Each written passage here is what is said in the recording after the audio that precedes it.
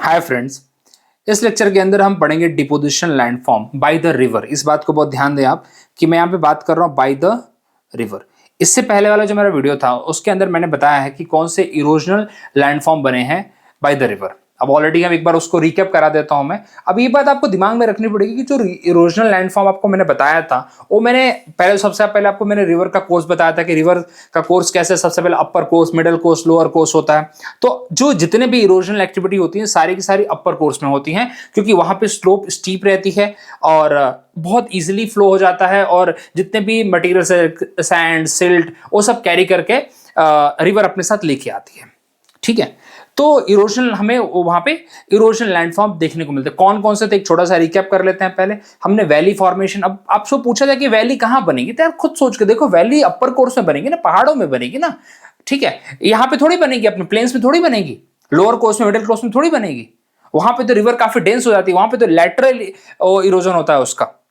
ठीक है, अब यहां पे बात करते हैं कि कौन कौन सी है वैली। कितने टाइप की बताई थी मैंने आपको? 3 टाइप की वैली बताई थी। सिर्फ नाम बता देता हूं, बाकी आप थोड़ा देख लेंगे कि रिकैप करा देता हूं, क्योंकि एग्जाम में नाम भी पूछा जाता है। वी शेप वैली बताई थी आपको मैंने, करेक्ट, वी शेप बताई थी। उसके बाद मैंने आपको जॉर्ज बताया था, GORG। उसके बाद मैंने आपको बोला था कैनॉन। ठीक है, ये तो मैंने आपको वैली बता दी थी। उसके बाद हमने पोथोल्स किए थे और प्लंज पूल किया था, प्लंज पूल। जैसे कि यहां पे जब पहाड़ों में से झरने गिरते हैं तो झरने क्या करते हैं भाई? प्लंज पूल क्रिएट करते हैं। अब इसके बाद इंसाइज्ड या इंट्रेंच मेंडर हमने पढ़ा था एंड रिवर टेरेसेस पढ़े थे। मेंडर देखिए, मेंडर आपको यहां पे पढ़ने को मिलेगा, काफी डिटेल में मिलेगा, लेकिन यहां पे डिपोजिशनल वाला मिलेगा। वो क्या था? इरोजनल था। और फिर हमने पढ़ा था रिवर टेरेसेस, जो कि फ्लड प्लेन के अंदर ही बनता है। बाय द वे, जब रिवर का साइज बढ़ जाता है, जब इंक्रीज हो जाता है, उसका वॉल्यूम ऑफ वाटर इंक्रीज होता है, तो like due to the rainfall, due to any of the reason, तो मेल्टिंग ऑफ द ग्लेशियर, कोई भी रीजन हो सकता है, तो जब पानी वापस सेम लेवल पे आता है तो हमें देखने को मिलता है कि साइड वाइज जो पहाड़ वहाड़ थे वो थोड़े से उनकी साइज कम हो चुके, बिकॉज रिवर ने उनके जो सेडिमेंट्स थे अपने साथ ले लिए, बोले चलो तुम भी चलो। तो ये होता है हमें रिवर टेरेसेस में देखने को मिलता है। उसमें 2 टाइप हमने देखा था, अनपेयर्ड और पेयर्ड। पेयर्ड मतलब दोनों साइड बराबर, अनपेयर्ड मतलब एक साइड ज्यादा एक साइड कम, और कुछ नहीं। ये हमने पढ़ रखा था इरोजनल में। ये सारी रिवर की बात हो रही है, रिवर से हम आगे बढ़े नहीं है, तो रिवर पे फोकस करेंगे।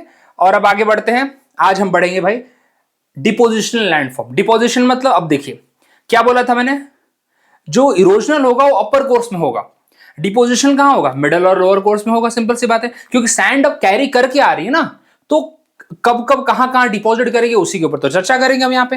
तो चलिए पहले इसको इरेज कर दें और बात करते हैं भाई कौन सा पिक्चर मैंने लगाया है, इसको समझेंगे। इसको बोलते हैं एलुवियल फैन। क्या बोलते हैं इसको हम? Alluvial fan. और ये मत बोलना कि भाई एलुवियल का फैन है, नहीं नहीं, ऐसा नहीं है। यहां पे एलुवियल फैन बेसिकली क्या होता है कि अपर कोर्स से हमारी जो रिवर है, ऐसे देखिए ये पहाड़ हो गया, ऐसे एक और पहाड़ बना देते हैं, तो अपर कोर्स से ऐसे आ रहा आ रहा आ रहा। अब देखिए, अब यहां तक आते आते देखिए, खुद इसमें समझा देता हूं मैं। रिवर के पास अच्छा खासा सैंड सिल्ट डिपॉजिट हो चुका है, तो जो बड़े बड़े बाउल्डर्स होते हैं या फिर बड़े बड़े आपको पत्थर उत्थर मिलेंगे, रिवर क्या करेगी, यहाँ पे उसको डिपॉजिट करते हुए आगे बढ़ेगी। क्योंकि रिवर के पास अब इतनी कैपेसिटी नहीं है, रिवर के पास इतना पावर नहीं है अभी कि इन सब सैंड्स को लेकर वो आगे बढ़ पाए, सारे सिल्ट को लेकर वो आगे बढ़ पाए। इसलिए क्या करेगी, यहाँ पे वो कुछ पार्ट यहाँ पे डिपॉजिट कर देगी और इसका पर्टिकुलर ऐसा कुछ शेप आपको देखने को मिलेगा। और यहाँ पे देखिए, ये यहाँ पे डिपॉजिट कर दी रिवर, और यहां से फिर इसके अंदर से पानी रिश्ता रिश्ता फिर आगे निकलेगा और फिर आगे का फ्लो आपको देखने को मिलेगा रिवर का। ठीक है, कभी कभी हमें देखने को मिलता है कि रिवर कहीं गायब हो जाती है, तो रिवर गायब नहीं होती है, रिवर कभी कभी इसमें अटकी रहती है, फिर धीरे धीरे इसके अंदर से पानी निकलता है, तो इसको बोलते हैं एलुवियल फैन। ठीक है, देखिए जरा पढ़ लेते हैं इसमें क्या लिखा है भाई, हमारे एनसीईआरटी क्या कहती है। उसमें भी फिगर दे रखा था, उनका फिगर आपको पता है ब्लैक एंड व्हाइट में रहता है, उतना अच्छा रहता नहीं है। Form when the stream flowing from the higher level break into the foot slope plain of a low gradient. Upper क्या था भाई, पहले तो हायर ग्रेडियंट में थी, अब लोअर ग्रेडियंट में आ रही है। नॉर्मली वेरी कोरस लोड, मतलब जो सैंड सिल्ट इसकी बात हो रही है, carried by the stream flowing over the mountain slope, this load become too heavy for the stream to carried over the gentle gradient. देखिए, and get dumped and spread and as a broad low to high cone shaped. इसको हम क्या बोलते हैं? इसी को बोलते हैं एलुवियल फैन। ठीक है, देखिए यहां पे लिखा भी है। तो कहने का मतलब क्या है, बहुत अच्छी डेफिनेशन, एनसीईआरटी भी बहुत अच्छी डेफिनेशन लिखती है सीधा। तो वही आपको बताया था कि स्ट्रीम अब उसको कैरी नहीं कर सकते उतने लोड को, so what it does, it get deposited there only in the form of that, in the form of basically a fan. Usually the stream which flow over fans are not confined to, यहीं से हमें ये भी देखने को मिलता है कि यहां से अलग अलग डिस्ट्रीब्यूटरी भी निकलती हैं, कभी कभी बहुत सारी डिस्ट्रीब्यूटरी निकलेंगी, यहां से कुछ इधर जाएगी कुछ इधर जाएगी, हमें यहां से भी देखने को मिलता है, बहुत सारे डिस्ट्रीब्यूटरीज का भी सोर्स होता है।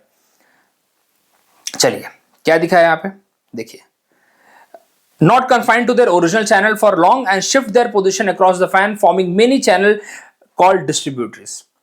Alluvial fan is humid area, show normally low cones with a gentle slope from head to toe, and they appears as a high cone with a steep slope in arid or semi-arid climate. बस आपको इतना read करना है और आपको पूरा concept दिमाग में रह जाएगा।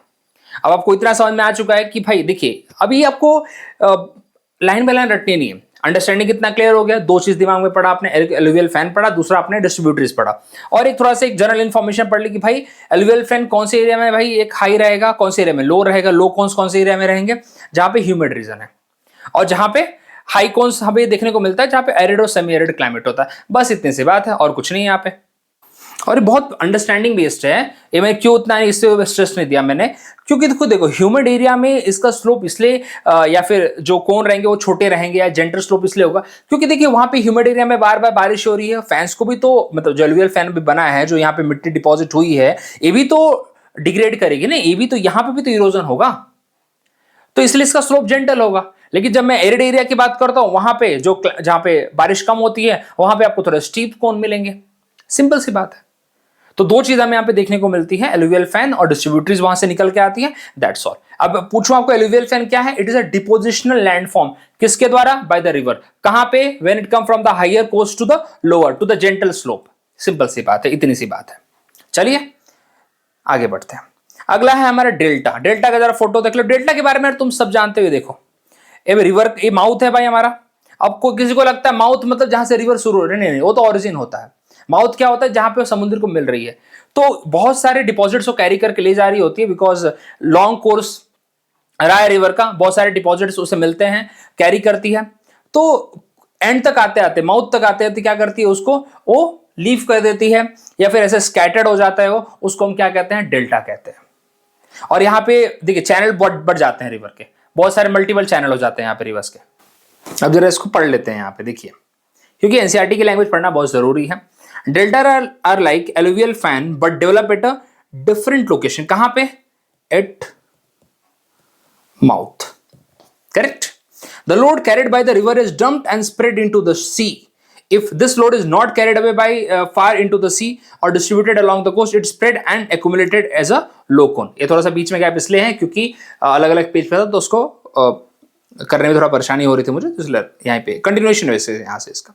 Unlike in alluvial fans, the deposit making up delta are very well sorted with clear stratification. The coarse material, कहने का मतलब इतना पढ़ोगे तो सिंपल सी बात है कि मटेरियल यहाँ पे जब द माउथ यहाँ पे डिपॉजिट होता है, बेसिकली क्या होता है, सॉल्ट, सैंड, सिल्ट, क्ले, ये सब यहाँ पे डिपॉजिट होता है, सिंपल सी बात है। और एलुवियल फैन में कहाँ पे डिपॉजिट हो रहा था, जब वो हायर स्लोप से लोअर स्लोप की तरफ बढ़ रही थी रिवर, तो it is depositing all the heavy material, all the material that it was carrying till now. चलिए आगे बढ़ते हैं, दो टाइप हमने डिपोजिशनल लैंडफॉर्म में पढ़ लिया, आगे बढ़ते हैं। अब आगे आपको देखने को मिलेगा फ्लड प्लेन, नेचुरल लीव्स और पॉइंट बार्स। इससे अच्छा मैं आपको थोड़ा सा एक चीज समझाना चाहता हूं जो बहुत इंपॉर्टेंट है, जो मुझे ऐसा लगता है बहुत ही ज्यादा इंपॉर्टेंट है, वो है हमारा मिएंडर।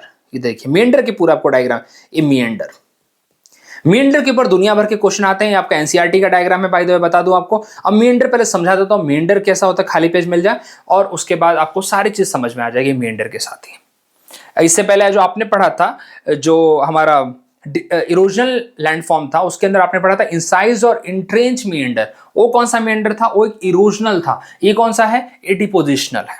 चलिए आगे बढ़ते हैं इसके अंदर हम।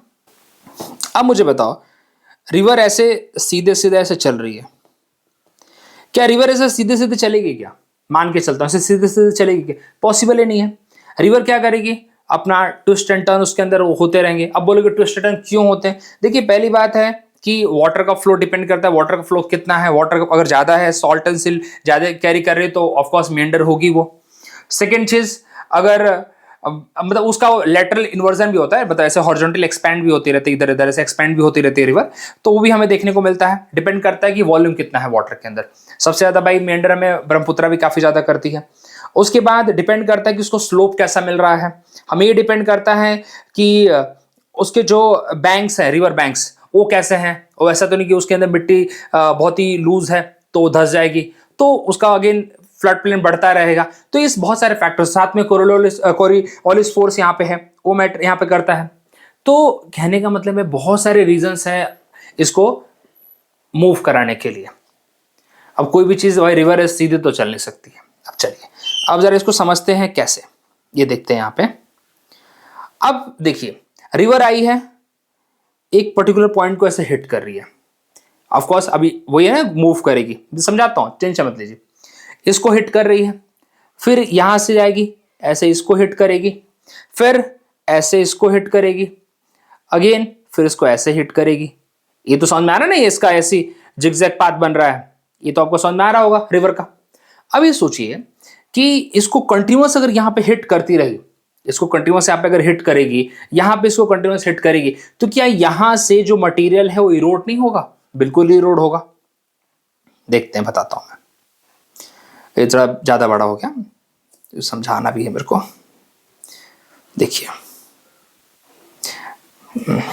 माय मिस्टेक, ज्यादा गलत हो। देखिए अब यहां पे अभी हिट कर रही थी तो ऐसा कुछ इरोड हो गया यहाँ का मटेरियल। इसको बार बार हिट कर रहे थे ना ऐसे, तो यहाँ का मटेरियल क्या हो गया? इरोड हो गया। और उसके बाद क्या होगा कि यहाँ पे जब उसने इरोजन कर दिया इस पार्ट पे, तो यहाँ का जो मटेरियल था वो कहाँ के डिपॉजिट होगा? तो देखिए यहाँ का मटेरियल यहाँ पे आके डिपॉजिट हो जाएगा। अब बोले बताओगे, देखो कुछ मटेरियल तो जो स्मॉल पार्टिकल्स होंगे वो तो इसके साथ बह के निकल जाएंगे, लेकिन जो हैवी पार्टिकल्स होंगे वो क्या हो जाएंगे? यहीं पे आके डिपॉजिट हो जाएंगे, यहाँ पे इसके बगल में। इसका पिक्चर दिखाऊंगा, डोंट वरी, अब समझ लीजिए जरा। उसके बाद यहां से आके कहां क्रॉस करे? तो यहाँ पे अगेन क्या करेगी? इरोड करेगी। इसका मटेरियल कहां पे आके डिपॉजिट हो जाएगा? यहाँ पे आके जो हैवी बोल्डर्स होंगे यहाँ पे आके डिपॉजिट हो जाएंगे। सेम यहाँ पे क्या करेगी? इरोड करेगी। इसका मटेरियल कहां पे आके डिपॉजिट हो जाएगा? यहाँ पे आके ऐसे कुछ डिपॉजिट हो जाएगा। तो इसको जो डिपोजिशंस वाले हैं उसको मैं ऐसे क्रॉस कर देता हूं मैं, ये देखिए, ठीक है। अब रिवर का पाथ कैसे है भाई? ये देखिए ऐसे कुछ बनेगा, ऐसे देखो, थोड़ा अच्छे से नहीं बना यहाँ पे, बट ऐसे कुछ इसका चैनल बनेगा। तो अब देखिए, अब थोड़ा बहुत देखिए, खराब बना, वैसे इतना भी अच्छा नहीं बना, लेकिन समझाने के हिसाब से मैंने बताया है कि आपको ये देखने को मिलेगा कि यहाँ पे इरोड हुआ, यहाँ पे पूरा उसने इरोजन किया, कंटिन्यूअस यहाँ पे हिट कर रहा था इसलिए यहाँ पे इरोड किया। अगेन यहां से जाएगी, अगेन यहां से ऐसे, इसका अगेन पाथ यही रहेगा। लेकिन जो इरोड कर रही है, बार बार यहाँ पे इरोड कर रही है, तो इसका जो मटेरियल है वो पूरा यहाँ पे डिपॉजिट हो रहा है। जरा अलग पेन ले लेता हूं मैं, तो अच्छे समझ में आ जाएगा आप लोगों को। ये देखिए यहाँ पे इसको डिपॉजिट हो जा रहा है बार बार। अरे यार,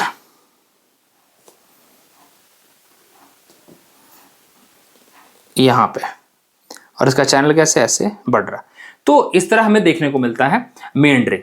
ओके, अब तो इसके अंदर इरोजन डिपोजिशन चल रहा है लगातार। अब जरा समझते हैं कि होता क्या है। एक पिक्चर आपको दिखाता हूं जरा, ये तो आपको सब चीज बताऊंगा, चिंता मत करिए। ये देखिए मेंढरिंग होता है, ये देखिए।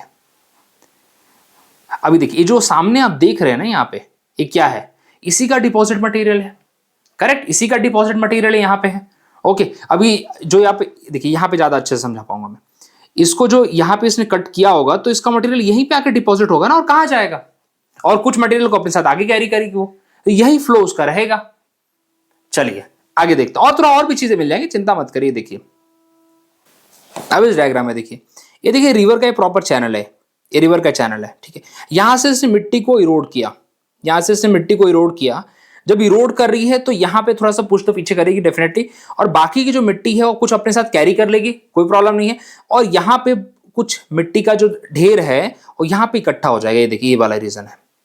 और ये जो मिट्टी यहाँ पे ढेर इकट्ठा हुआ है, अभी देखिए कंटिन्यूअस इसका फ्लो चलते आ रहा है ना, यहाँ पे कट कर रही है, मतलब इसको कट बैंक क्यों बोला है? क्योंकि यहाँ पे कंटिन्यूअस हिट कर रही है वो। तो इस पॉइंट को हम क्या बोलेंगे? जो यहाँ पे ऐसे बन रहा था, इस पॉइंट को हम बोलेंगे यहाँ पे कट बैंक। और यहाँ पे जो जो पॉइंट, जो रिवर, जो मिट्टी है, जो आके जो उसके साथ है, ये पूरा डिपॉजिट हो जा रहा है पूरा यहाँ पे, इसको हम क्या बोलेंगे? इसको हम बोलेंगे पॉइंट बार। समझ में आई बात आपको? ये टर्म्स इसलिए बता रहा हूं कि एग्जाम में पूछे जाते हैं, पॉइंट बार क्या है, कट बैंक क्या है, तो आपको क्लियर होना चाहिए। चलिए आगे बढ़ते हैं। अब जरा थोड़ा आपको समझ में आएगा। किधर गया भाई, किधर गया? अब एक और चीज, ये तो नेचुरल लीप से ये भी बताऊंगा मैं, ऑक्सबोलिक। अब जरा ऑक्सबोलिक समझ लेते हैं। ऑक्सबोलिक क्या, बहुत सुनते हैं ऑक्सबोलिक, हॉर्सशू लेक, इसी का नाम है। तो जरा ये समझते हैं कि क्या होता है, ठीक है? अच्छा एक और चीज सर, अभी कट बैंक के साथ ही बता देता हूं मैं, नाम वही है सब कुछ, लेकिन कभी कभी अलग तरीके से पूछ लेते हैं। जरा 2 मिनट इसको कट कर लूं मैं सॉरी इसको रिमूव कर लूं मैं। अब देखिए यहां पे ये कौन सा शेप आपको दिख रहा है? कॉनकेव दिख रहा है आपको? कॉनकेव। तो कॉनकेव वाला पार्ट क्या कहेंगे? कट बैंक कहेंगे। और उसके सामने जो आप ये देख रहे हो, शेप देख रहे हो यहां पे, ऐसे ऐसे जो शेप देख रहे हो, ये कौन सा शेप है? ये आपको कॉन्वेक्स शेप आपको दिख रहा है यहां पे, जिसको हम क्या बोलते हैं? कॉन्वेक्स को क्या बोलते हैं यहां पे हम? पॉइंट बार। और दोनों किसका पार्ट है? दोनों यहां पे डिपोजिशनल लैंडफॉर्म का पार्ट है। पहली बात, जब रिवर मिएंडर कर रही है तब हमें कट बैंक मिल रहा है, और उसकी वजह से जो डिपोजिशनल हमें लैंडफॉर्म मिल रहा है उसको हम यहाँ पे, इसको हम क्या बोलते हैं? पॉइंट बार कहते हैं। होपफुली आपको समझ में आया होगा। चलिए बहुत क्लियर कट आपको मैंने डायग्राम बना के, डायग्राम लाके बताया है। अब जरा हम एनसीईआरटी का डायग्राम भी देख लेंगे और बाकी चीज भी देख लेंगे। अब जरा ये देखिए, अभी ये जरा ऑक्सबोलिक को समझ लेते हैं कि ऑक्सबोलिक किस चिड़िया का नाम है, क्या प्रॉब्लम होती है भाई इसके अंदर भी, ऑक्सबोलिक में परेशान हो जाते हो आप लोग। देखिए ये देखिए, रिवर मेंडर कर रही है, ऐसे ऐसे झुक झुक झुक झुक जिगजैग पाथ में जा रही है। ये तो समझ में आ रहा है, मेंडरिंग के टाइम पे ही होता है। अब क्या होगा? अब देखिए अब क्या होगा, कुछ टाइम बाद, अभी ये वाला इसको लेके देखता हूं, दिखाता हूं आपको मैं। कुछ टाइम बाद ऐसा होगा कि जो पर्टिकुलर दो ए पॉइंट और ए पॉइंट, ये दोनों मिल जाएंगे ऐसे, ये दोनों यहां पे मिल जाएंगे। जब ये दोनों यहां पे मिल जाएंगे तो ये वाला, अब देखिए रिवर जैसे वैसे जिगजैग कर रही थी, रिवर क्या हो जाएगी? रिवर सीधी हो जाएगी, क्योंकि दोनों पॉइंट मिल गए ना यहां पे। दोनों यहाँ के दोनों पॉइंट जब मिल जाएंगे आफ्टर सर्टेन टाइम, तो ये वाला पॉइंट ऐसे खट से कट हो जाएगा। जैसे यहाँ पे देखिए, ये देखिए, ये यहाँ पे क्या था भाई? रिवर यहाँ पे मिएंडर कर रही थी, ये देखिए ये दोनों नेक है इसके। कुछ टाइम बाद क्या हुआ? ये दोनों पॉइंट यहाँ पे मिल गए, तो रिवर का कोर्स वापस से छोटा हो गया, और ये जो पॉइंट यहाँ पे जो निकल के आ गया, इसको हम क्या बोलेंगे? ऑक्सबोलिक। तो मेंडरिंग की वजह से ही हमें ऑक्सबोलिक देखने को मिलता है आफ्टर सर्टेन टाइम। जो रिवर अपना proper same channel path follow कर लेती है, जब वाटर क्वांटिटी उसके अंदर कम हो जाती है, या फिर दोनों जब नेक ऐसे मिल जाते हैं, ठीक है। और हमें एक अलग से लेक मिलता है, that is called as oxbow lake. चलिए, और बाद में वो ऑक्सबो लेक, उसके अंदर जब तक भाई रिवर का पानी रहता है चलता है, नहीं तो कभी कभी भाई अगर हैवी रिवर है जिसका काफी वॉल्यूम ज्यादा है, तो ऑक्सबो लेक काफी लंबे टाइम तक चलता है, काफी लंबे टाइम तक उसके अंदर पानी रहता है। उसको भाई एक तरह से रिक्रिएशनल एक्टिविटी के लिए यूज किया जाता है। वापस बाढ़ उड़ आता है, वापस पानी का लेवल बढ़ता है, वापस सेम सिचुएशन उसको पानी होने मिल जाता है, अदरवाइज फिर कितने में सूख जाता है। ये आपने देखा होगा ऐसे लेक्स, आप ना थोड़ा गंगा के ऊपर से अगर जाते होंगे कभी पुल के ऊपर से, तो ऐसे आपको किनारों पे ऐसे दिख जाएगा। चलिए, ये होपफुली आपको मेंडर, मैंने कट बैंक, पॉइंट बार, ऑक्सबोलिक की चीज आपको मैंने समझा दी होगी। होपफुली आप समझ गए होंगे, जरा पढ़ेंगे तो और समझ में आ जाएगा। अब जरा मेंडर को हम पढ़ लेते हैं, पढ़ना बहुत जरूरी है। ये तो मैंने कचरा किया यहाँ पे, ये देखिए, ये आपका एनसीईआरटी का डायग्राम है। अब एनसीईआरटी का डायग्राम क्या कहता है भाई? ये देखिए रिवर का फ्लो है, ऐसे ऐसे झुक झुक जा रही है। पॉइंट बार क्या बोल रहे हैं? ये देखिए यही तो पॉइंट बार है। जब यहाँ पे मेंडर कर रही है, वो यहाँ पे इरोड कर रही है, तो जो कचरा, जो भी अपना बड़े बड़े जो मिट्टी है, मिट्टी के ढेर है, वो यहीं पे इकट्ठा कर रही है, उसको हम क्या बोल रहे हैं? पॉइंट बार बोल रहे हैं। ठीक है, सेम यहाँ पे वही है। चलिए, स्लिप ऑफ बैंक मतलब वही, इसका जो बैंक अब क्रिएट होगा, दैट इज कॉनकेव बैंक। ये ज्यादा ऑक्सबो लेक समझा दिया आपको मैंने। चलिए, और कुछ यहाँ पे? और कुछ यहाँ पे नहीं है। तो 2 चीज हमने यहाँ पे पढ़ी, कट ऑफ पॉइंट था, और उसके बाद हमने यहाँ पे क्या पढ़ा? Cut bank, sorry cut off point नहीं, कट बैंक, पॉइंट बार, ऑक्सबो लेक, मेंडरिंग के अंदर। और मेंडर क्यों कर रही है? डिपेंड करता है वेरियस फैक्टर पे। मेंडर क्यों करती है रिवर? क्योंकि भाई रिवर की वॉल्यूम ज्यादा रहती है, डिपेंड करता है उसके बैंक कैसे हैं, बैंक भी डिपेंड करते हैं भाई, बैंक का जो सॉइल कैसा है। ओके, हम ये मैटर करता है भाई, उसके ऊपर कॉरियोलिस फोर्स एक्ट कर रहा है, ठीक है। और यहां पे चलिए, ये तो रीजंस आपको समझ में आ जाएंगे, पढ़ लेते हैं जरा। Meander is not a land form, but it is only a type of a channel pattern. This is because of the, देखिए, water propensity of the water, मतलब भरी पड़ी है river, flowing very gentle gradient to work laterally, laterally मतलब अब इस side ऐसे, मतलब वर्टिकल हॉरिजॉन्टली साइड वाइज उसको बोलते हैं। कोरियोलिस फोर्स उसके ऊपर एक्ट हो रहा है। Unconsolidated nature of the alluvial deposit, मतलब जो उसके सैंड वेंड जो मतलब हमारे जिस एरिया में मूव कर रही हो उस एरिया में किस टाइप के सॉइल है, क्या है। Making of the bank with many irregularities which can be used by the water exerting pressure laterally, मतलब sidewise. The banks slowly get transformed into a smaller curvature in the banks. The curvature deepens due to the deposition of the on the side of the curves and erosion along the bank of the outside. If there is a no deposition and no erosion, undercutting tendency and meander is reduced. So वही meander की बात हो रही है यहाँ पे। Normally in a meander of a large river there is active deposition along the concave bank. Concave bank मतलब ये देखिए, इस बैंक की बात हो रही है यहाँ पे, ये बैंक देखिए, ये वाले, इसको पॉइंट बार कहते हैं। इसी की बात यहाँ पे बोली होगी, देखिए cut off bank which is show up to a deep scrap and the convex bank represent the long gentle profile as a major। चलिए तो यहाँ पे देखिए सिंबल से पढ़ लीजिए, इसको समझ में आ जाएगा आपको। मैं फटाफट इसलिए पढ़ रहा हूँ क्योंकि ऑलरेडी मैंने समझा दिया, इसमें और कुछ आपको देखने को नहीं मिलेगा। तो ये चीज हमने समझ ली क्या होता है। आगे बढ़ते हैं, यहाँ पे 2-3 चीज और है, आपको फिर पूरा टॉपिक क्लियर हो जाएगा। मतलब टॉपिक तो ये चीज क्लियर हो ही रही है, अब 2-3 चीज और देख लेते हैं। ये देखिए, इसको हम क्या बोलते हैं भाई, क्या नाम दिया, नेचुरल लीव्स। देखिए नेचुरल लीव्स क्या होती है। रिवर भाई पहले इतनी थी, रिवर मतलब इतना था, रिवर में बाढ़ बढ़ा, पानी बढ़ा, due to any of the reason पानी बढ़ गया रिवर का, ठीक है। रिवर ऊपर उठी ऐसे, रिवर ऐसे ऊपर उठी, ठीक है। रिवर ऐसे ऐसे इधर उधर हर जगह जाएगी, ऐसा तो नहीं कि सिर्फ रिवर एक ही जगह रहेगी, रिवर हर जगह जाएगी, जाएगी ना। ये देखिए रिवर बढ़ी भाई, रिवर का लेवल बढ़ गया। अब क्या होगा, सैंड वेंड को यहां तक भाई ऊपर तक आएगा ना, सैंड डिपॉजिट होगा। तो हमें देखने को मिलेगा कि जब रिवर का पानी वापस रिड्यूस होगा तो सैंड वेंड तो रह जाएगा। जैसे गंगा का मैदान हमें देखने को मिलता है, गंगा तो क्या है, वो this is a natural leaf. वो क्या होता है, एक तरह से किनारा है, किनारा, एक किनारा होता है। आप देखोगे कि मैं तो गंगा के काफी पास में रहता हूं अपने गांव में, तो वहां पे देखा है कि गंगा का पानी जब आता है तो अपने साथ बालू वालू सब लेके आता है, और जैसे ही गंगा वापस रिड्यूस हो जाती है बालू मिट्टी सब वहीं पे रह जाता है, तो इतना बड़ा उसका किनारा बन जाता है। किनारा मतलब पूरा का तरह, अब देखो मैदान बन जाते हैं गंगा के वो पूरे, तो इसको बोलते हैं this is nothing but a natural leaf, खुद से बना हुआ है। ये समझाने के लिए बहुत ही सिंपल है, कुछ भी नहीं है इसके अंदर। चलिए, और यहाँ पे क्या है भाई, ये आपको समझा दिया मैंने। अब इसको जरा खुद से पढ़ लेंगे तो समझ में आएगा। पॉइंट बार आपको बता दिया मैंने, पॉइंट्स बार क्या होते हैं। Natural leaves already. Flood plains मतलब nothing but it's a area, जो अपने रिवर का कोर्स है ना उसको बोलते हैं फ्लड प्लेन, और यहाँ पे कुछ भी नहीं। यहाँ पे देखो कुछ 2-3 वर्ड्स यहाँ पे कुछ काम के मिल जाएंगे। तो डेल्टा तो ऑलरेडी बता चुका हूँ, डेल्टा में तो कुछ दम ही नहीं, डेल्टा था क्या है, ठीक है। देखिए यहाँ पे कुछ और चीजें मिल जाए तो फ्लड डिपॉजिट आप पढ़ लीजिए, कुछ भी नहीं है उसके अंदर, सच बताऊं कुछ भी नहीं है। तो दिस इज ऑल, इसमें सच बताऊं कुछ भी नहीं लग रहा मुझे। नेचुरल लीव्स ऑलरेडी आपको बता दिया मैंने। अच्छा एक और बात, एक चीज आपको लिखवा देता हूं यहाँ पे मैं, जो पॉइंट बार होते हैं, जैसे पॉइंट बार आपको बताया मैंने, पॉइंट बार किसकी वजह से क्रिएट हो रहे हैं, मेंडरिंग की वजह से बन रहे हैं ना। ये देखिए यहाँ पे अपना ये हो गया, ये पॉइंट बार है। उसके बाद पॉइंट किधर गया, ये देखिए ये पॉइंट बार है, देखिए। तो ये इसको हम बोलते हैं एक और चीज मेंडरिंग बार। क्या बोलते हैं इसको हम, मेंडर बार बोलते हैं, बस, क्योंकि मेंडरिंग की वजह से हो रहा है। बस इतनी सी बात आपको दिमाग में रखनी है, और कुछ यहाँ पे नहीं। तो मेरे हिसाब से मैंने आपको पूरी चीज बताई। अब क्या क्या चीज पढ़ी एक बार रिवाइज कर लें।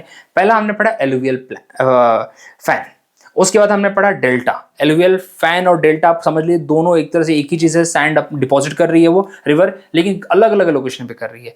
एलुवियल फैन में जब वो हायर कोर्स से लोअर कोर्स पे आ रही है तब डिपॉजिट कर रही है, और डेल्टा के केस में जब माउथ जब मिलने जा रही है समुद्र से वहां पे डिपॉजिट कर रही है। दोनों ऑलमोस्ट वही है, अपने सैंड को सिल्ट को डिपॉजिट करना। फिर हमने पढ़ा मेंडरिंग क्या होती है। हमने मेंडरिंग में पढ़ा कि इसका जो कट ऑफ बैंक क्या है, पॉइंट बार कहते कि ये देखिए ये यहाँ पे डिपॉजिट हो रहा है। Point bar is nothing but a depositional activity, ठीक है। तो ये हमें देखने को मिलता है। उसके बाद हमने और क्या देखा, हमने नेचुरल लीफ देखा। नेचुरल लीफ मतलब एक तरह से किनारा ही है, किनारा ही है, और कुछ यहाँ पे नहीं है। चलिए, तो ये चीज आपको मैंने समझा दी। यहाँ पे फ्लड प्लेन्स नथिंग बट हमारे रिवर का पूरा फ्लड प्लेन होता है, पूरा मतलब उसका रास्ता एक तरह से, उसमें सैंड सिल्ट डिपॉजिट होता रहता है। फ्लड प्लेन डिपेंड करता है, जब बाढ़ आती है तो उसका एरिया बढ़ जाता है, फिर again back to the same track. वो अपना मेंडरिंग की वजह से अपना रूट भी चेंज करते थे, डिपेंड करता है कि उस वॉल्यूम कितना का कैरी करती है, बहुत सारे मैटर्स उसके साथ अटैच रहता है। तो ये सारे रीजन एक बार आप रीड करेंगे आपको बहुत आसानी से समझ में आ जाएगा। कुछ भी डाउट रहे प्लीज फ्री टू कमेंट, और जो भी आपको लगता है आप कमेंट करिए, बताइए मुझे कि वीडियो कैसे चल रहे हैं और क्या आपको चाहिए, मैं उसके ऊपर वीडियो बनाता रहूँगा। ऑलरेडी हमारा टारगेट अभी चल रहा है कि ज्योग्राफी, अब बहुत सारी चीज़ें, आप बहुत सारे बच्चों ने बोला ज्योग्राफी के ऊपर, तो right now I am working on that.